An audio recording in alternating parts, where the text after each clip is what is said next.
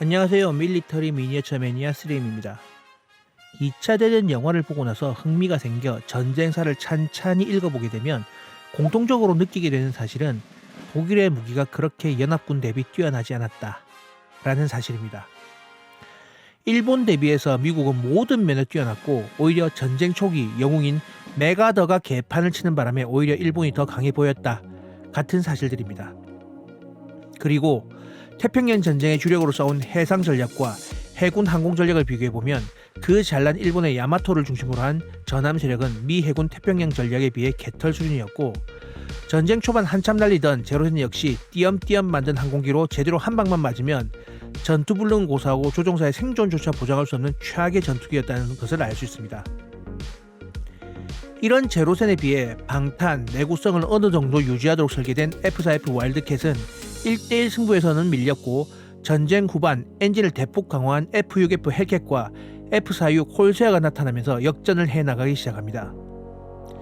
일단 해군 대 해군으로만 보기에도 일본군은 한 방만 맞으면 불쏘시개가 되는 종이 비행기 제로센으로 미군을 압도했지만 일본은 처음부터 미군의 상대가 아니었습니다.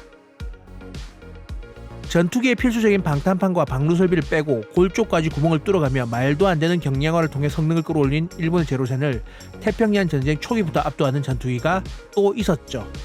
바로 오늘 소개할 P-38 라이트닝입니다. P-38 라이트닝은 아재들에게 가장 익숙한 전투기이기도 합니다. 이전에 1942, 1943 오락실 시절에 수많은 일본 전투기와의 전투를 수행한 전투기죠. 한때 갤러그에서 벗어난 알록달록한 전투기의 기체를 보여준 당시의 역작이었죠. 시작하면서 배틀 오브 미드웨이라는 글자가 선명한 게임. 그런데 미드웨이 전투에서는 P-38이 사용되지 않았다는 게 또 함정이죠. 그리고 P-38은 미드웨이 때 싸운 미 1 양측 해군의 속도도 소속되지 않은 미 육군의 항공대 소속이라는 것도 역시 함정입니다. 당연히 육군 항공대니 항공모함에 내려앉지도 않았습니다. 그런데 왜 캡콤은 주인공 기체를 P-38로 했을까요? 그건 아마도 다른 기체와 구분되는 특이한 기체 모양 때문이 아닐까 합니다. 전투기로 사용된 미드웨이 해전의 기체는 F4F 와일드캣이나 P-40 워호크인데, 단발 전투기는 당시 그래픽으로 단발 일본군 전투기와 구분이 쉽지 않았을 것이고, 제대로 표현하기 위해서는 뭔가 다르게 생긴 전투기가 필요하게 있을 테니까요. 앞으로도 이야기하겠지만 육군이라는 치명적인 차이 이외에는 미군 그리고 태평양 전쟁의 영웅이라는 사실은 역사적으로도 존재하는 사실이니까요. 어설프게 구분되지 않는 전투기보다 확실하게 다르게 생긴 P-38 라이트닝이 주인공 기체로 더 나은 선택이었을 것 같습니다.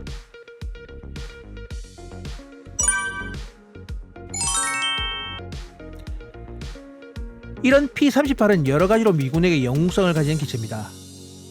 독일의 에이스에 반해서 미국은 전쟁을 유럽과 태평양을 동시에 이끌어왔지만 에이스 파일럿의 숫자가 적습니다. 여러가지 이유가 있겠지만 결정적인 이유는 여유가 있는 전쟁을 했기 때문이죠.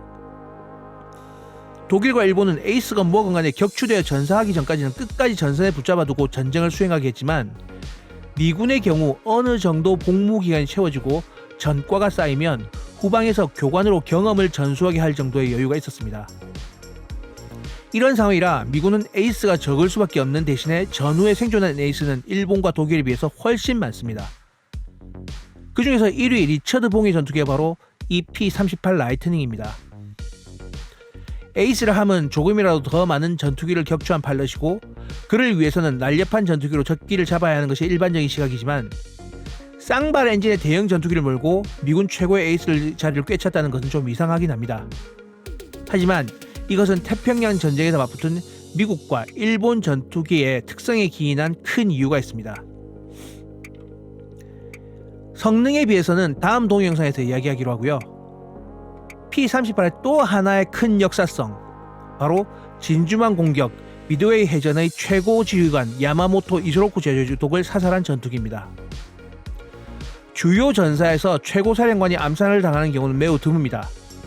함대를 이끌다가도 기함이 폭발하는 경우에도 지휘를 위해서 빠져나온 것이 일반적인데, 야마모토 제국은 남양 군도 시찰 중에 정보가 새어나가는 바람에 항공기가 격추되면서 허무하게 전사합니다. 진주만 폭격과 미드웨이 해전을 지휘하고 미국 유학을 통해서 미군의 특성을 잘 알고 있는 지휘관의 죽음은 향후 일본의 전쟁 운영뿐만 아니라 전후 어떻게 피해 없이 전쟁을 마무리할 수 있을 것인가에 대한 시나리오를 수립하는 기회를 날려버리는 뼈아픈 손실이었습니다. 이 작전을 수행한 미군의 전투기 역시 P-38 라이트닝이었죠. 이 작전은 뛰어난 공중전 능력보다는 장거리 비행이 가능한 전투기로서 P-38의 특성에 인해 부여된 작전이었고, 원거리 비행 능력에 높은 무장 집중도를 가진 P-38은 2차 대전 태평양 전쟁의 일본군 최고 수뇌를 불교의 기구로 만들어버립니다. 자, 다음 영상에서는 P-38의 작전 능력과 전투 방법에 대해서 알아보도록 하겠습니다.